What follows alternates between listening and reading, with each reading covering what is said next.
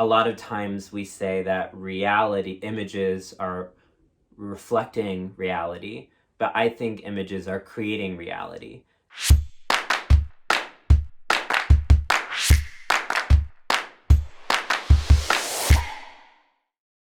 I process the world through images. Images, as Gloria Nzeldua, one of my favorite writers, teaches us, we have to create the image in our heads before we can manifest them in the world. So images for me are kind of like the vocabulary I have to make sense or sensation of everything. And so I think that what I'm always trying to contest and work through as an artist is, how can I create images that matter and feel tactile and palatable? Because those are the images that push culture.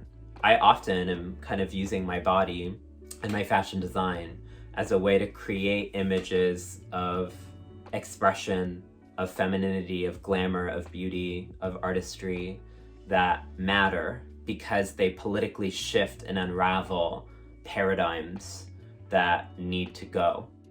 There's still, ironically, a kind of hierarchy where one has to speak for the image rather than actually allowing the image to speak for itself. And I think that when we allow the image to speak for itself, we have such a more broader, diverse, inclusive, robust idea of artistry. Because what happens if we say each person is producing a self-image every day? And that's a form of knowledge production, that's a form of criticism, that's a form of politics. I think that that brings in a kind of cohort of people we wouldn't necessarily have in our imagination of what an artist is. And I think it's also part of a kind of legacy of trans feminine artistry, which I really try to locate myself in, is the ways in which trans women and trans feminine people have politicized the body and visual culture as a way to indict systems that oftentimes abstract our contributions politically and aesthetically from our bodies. So it's a way to kind of bring back in the materiality of our body through image. And I think image making also for us is a really exciting terrain of safety, where we don't have to worry about the same kind of physical pushback. So what that looks like is that in a photo shoot, when there's a camera there, I'm protected because people have a frame of reference to be like, this is for art. But when I'm away from the camera, then it's, what are you doing? You're not supposed to look like that here. So there's a way in which I think there's a kind of sacredness in visual culture and image making, because it allows us to exist in a world that is not the world that we're in right now. So it becomes a kind of portal to another way of living and being and loving and looking that is one in which it's actually more aligned. So I guess this is a long way of saying images sometimes feel more real than me. When I'm speaking about us being multifaceted, what that looks like is sometimes I have to look at images that I create to remember who I am, because I often am in situations geographically, politically, where I can't express who I am. And so the image then becomes more real than me. The kind of ethics of images and the neutrality of images, they're almost never like objective or neutral. Thinking through images, I'll give from one of my own videos, which was Out of the Blue, made in 1990. And it's one of the first films in the Toronto context anyway, that looked at anti-Black racism in police. The subject of the film was Julian Dedier, who was a friend of mine, or someone that I knew from karate. He was at the time a medical student or pre-med student at the University of Toronto. He's now professor of medicine in the United States. And he was arrested in a church. In filming Julian, I wanted this not to be experimental. I wanted it to have a wide audience in filming his story. And so I knew I couldn't do anything too experimental. But what I chose to do was to start the film with shots of the iconic Ontario landscape, looking like Group of Seven, pine trees, lake, etc. And then in that shot of the lake comes a little motorboat. And in the motorboat is Julian and one of his friends, who happened to be a Chinese Jamaican young man. What I wanted to do was to ruffle up or to trouble the image that people had of Canada. This is 1990, which is around, large expanse, of nature, the idea of English Canada anyway, associated with nature, and then the Black subject, who was at that time particularly also thought about as inner city. Now, I didn't invent anything. Julian came from a middle-class Trinidadian family. His family had a cottage on Stony Lake, and so it was true to his life, but I chose to start it there to make viewers aware right from the start that they had to rethink what they might be thinking about in terms of who he was, who Black Canadians were, what Canada was. I also had Julian's mother who interviewed in the video, and she chose to wear Afrocentric clothes. She had a head tie. And again, the family itself, as I think most people of any, most people in their lived lives actually may fit but also exceed stereotypes, right? So Helen Didier was very much church-going. She was very much an advocate around racism. She had a black belt in karate. So again, thinking through how she was shot in her garden as well, how she was dressed, how just in her presence and what she was saying, she would dismantle an easy reception, I think was important to think through. And again, that was in 1990 at a different kind of time in the thinking through the body of Canadian film around race. I work with a lot of images actually. I work, especially in my Insta stories, I use a lot of images, and I've had a evolvement in how I use images to translate and transmit information. When you come from marginalized groups and oppressed people, like there's always like a very violence is always visualized quite directly, like there's no filter because of the fact that the violence that people experience is so invisibilized and non-recognized that people feel forced to actually document their death, to document that violence and then carry it to protest, carry it online, carry it to different places. I used to be quite active in that as well, and over time I've changed in my practice that I've become much more sensitive towards the rights of the people, of the deceased, of the relatives, and to think about more of a question of consent, like what do you do with consent of the death, is it ethically, morally reprehensible to maybe just use them as simple tools of communication and propaganda.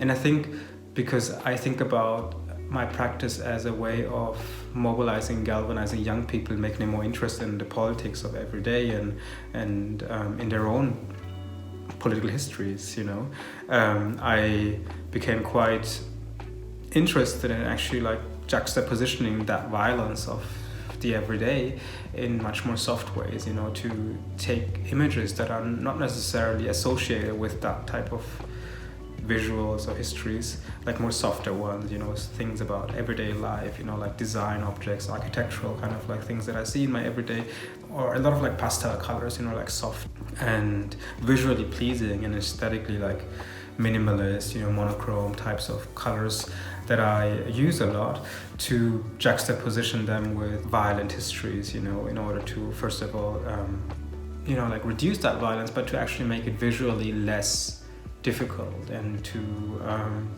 also play with the idea that beauty can be as violent as can, and that a beautiful landscape can be filled with so much trauma, with so much pain, which is something that we oftentimes hear places and that are more thought of as touristic places, but people struggle to imagine them as places where people are actually persecuted and killed in their thousands, in their hundreds of thousands, in their millions. Indigenous cultures are storytelling cultures. And so I think innately we see the limits to visual communication in the way that we pass on knowledge has tended to be through storytelling and through oral narratives that pass on through generations. And the repetition of those narratives as a way of learning what our history and what our relations are and what they mean.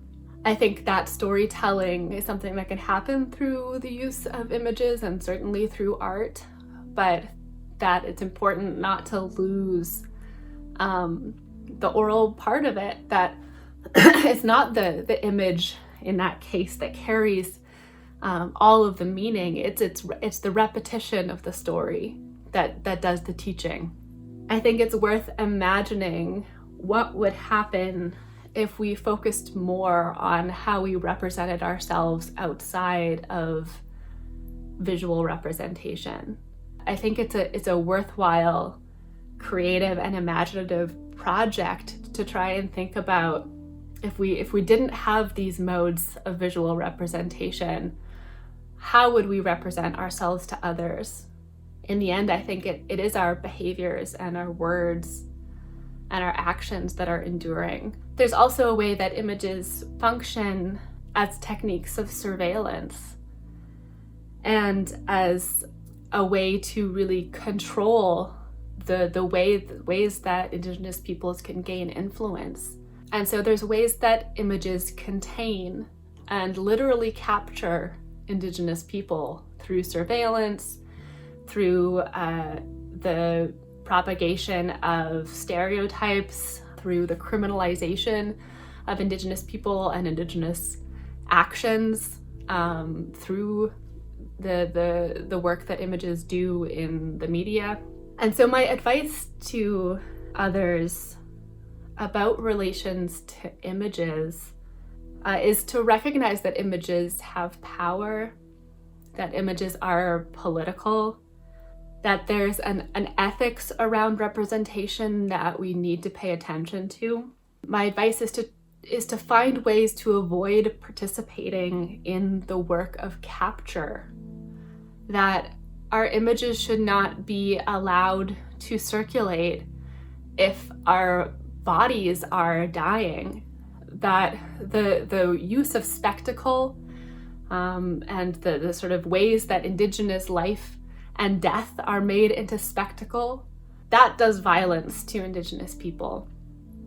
And when these images are allowed to circulate in ways that don't recognize the current relations with Indigenous people, or that circulate without Indigenous people's permission or presence, then that's really a problem. And so Indigenous people need control over the means of our own representation. We need to be present in fields that traffic in Indigenous images and representations. I think that this work of capture, I think, is really important. We need to think about what happens when we are capturing images and what that has done in the history of representations of Indigenous people. I think there's been a deep history of representing Indigenous people as timeless and unchanging. This idea of the noble savage continues to permeate discussions even in environmental circles. These can be powerful images. They can spur action. They can spur empathy. Images can be very important in the way that our political movements function, and at the same time, they can be dangerous. And so I think that it's nearly impossible to do responsible work with images without deep relations with Indigenous people, without having that conversation about how images have captured us and harmed us in the past and in the present.